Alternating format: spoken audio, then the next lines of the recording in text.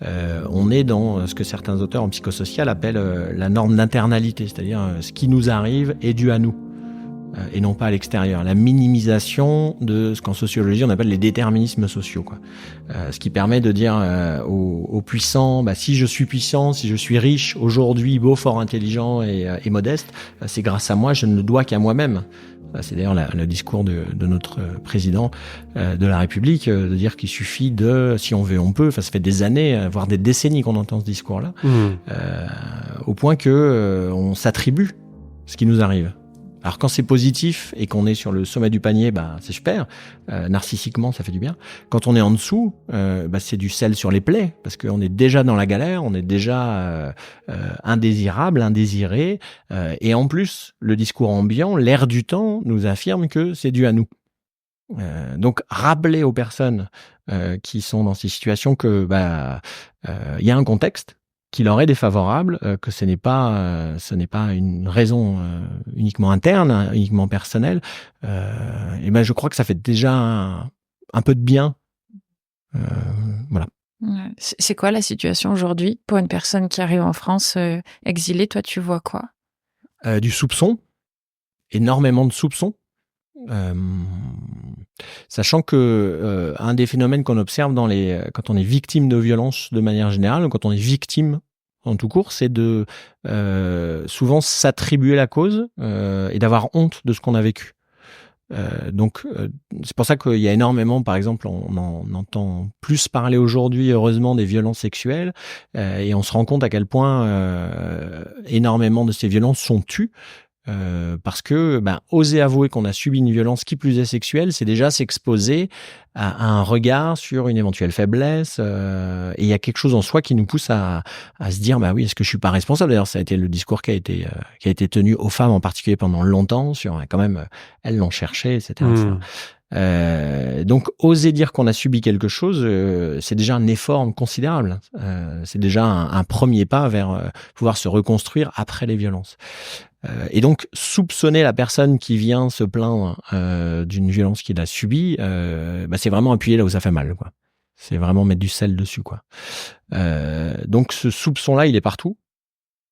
Et il est dans le processus même d'attribution d'un statut.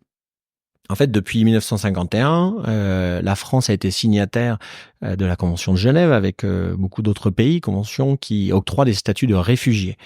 On sortait en 1951 de la Deuxième Guerre mondiale, de la solution finale, de la Shoah, de toutes ces horreurs industrielles, et un renouveau démocratique, humaniste a fait qu'un certain nombre de pays se sont dit désormais, quand quelqu'un sera persécuté pour un certain nombre de raisons, je crois qu'il y en a 5 ou 6, il aura le droit de demander d'être protégé dans les pays signataires de la dite convention.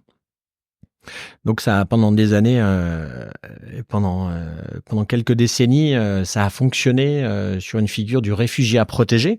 Je pense alors j'en ai une image un peu sans doute d'Épinal, mais les réfugiés sud-américains qui fuyaient les dictatures à Pinochet et autres, ce qu'on appelait les boat people, les gens qui venaient dans le sillage de la guerre du Vietnam. Était accueilli comme quelqu'un qui avait besoin de refuge et qui venait prendre place ici et qu'on protégeait parce qu'on était un pays en paix, qu'on était signataire de ça et qu'on avait des valeurs, qu'on était le pays de la déclaration des droits de l'homme. Pas forcément de son application, mais de la déclaration tout au moins. On est passé dans les années 90 à la création du statut de demandeur d'asile, où maintenant il y a tout un processus pour prouver qu'on est digne du statut de réfugié. La migration n'existant officiellement plus en France depuis les années 70, en tout cas l'immigration générale, la demande d'asile est devenue une des seules portes d'entrée migratoires en France. D'où le fait que y a énormément c'est une des seules façons d'être accepté ici, c'est de demander ce titre-là, ce qui fait qu'il y a un tri qui s'opère, qui passe par un organisme qui s'appelle l'OFPRA, l'Office français de protection des réfugiés et des apatrides, Un processus qui est très critiqué par la plupart des observateurs qui se penchent un peu dessus, mais au cours duquel il est question de prouver à quel point on a suffisamment subi de persécution pour pouvoir justifier d'obtenir le statut de réfugié politique. Donc tout ce processus-là, il est extrêmement malmenant en fait. En soi. Alors je sais pas quoi faire du fait qu'il y a un processus en lui-même. Hein. Dans un monde idéal, on pourrait dire tous les gens qui passent la frontière sont accueillis. Accueillir quelqu'un, lui trouver une place et accueillir ses difficultés et ses forces, c'est un processus, ça prend du temps, c'est pas simple. Donc cette idée de l'ouverture complète me semble aussi du côté de l'illusion.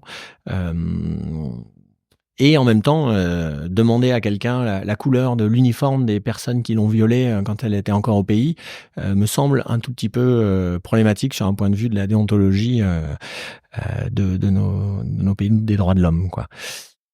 Voilà, donc j'ai pas de solution entre les deux, mais tout ça fait régner. Alors le processus en lui-même demande la justification.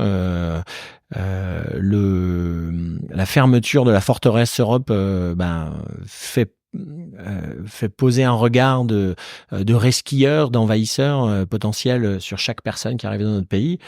Et l'instrumentalisation politique qui, encore une fois, est florissante, quoi. Enfin, la dernière campagne présidentielle s'est faite que là-dessus, alors que c'est un sujet important, hein, qui vient de quoi va être composée la population de notre pays, etc. C'est un sujet, mais c'est loin d'être le principal. Quand on voit, par exemple, les inégalités qui explosent à tout point de vue, ce sujet-là n'est pas tellement abordé par rapport à, évidemment. Enfin, je dis des choses un peu évidentes, mais je trouve que c'est important de mettre les deux en balance, parce que tant qu'on parle des camps de Rome qui représentent quelques dizaines de milliers de personnes qui sont vraiment la plaie de nos villes et la catastrophe à évacuer, etc.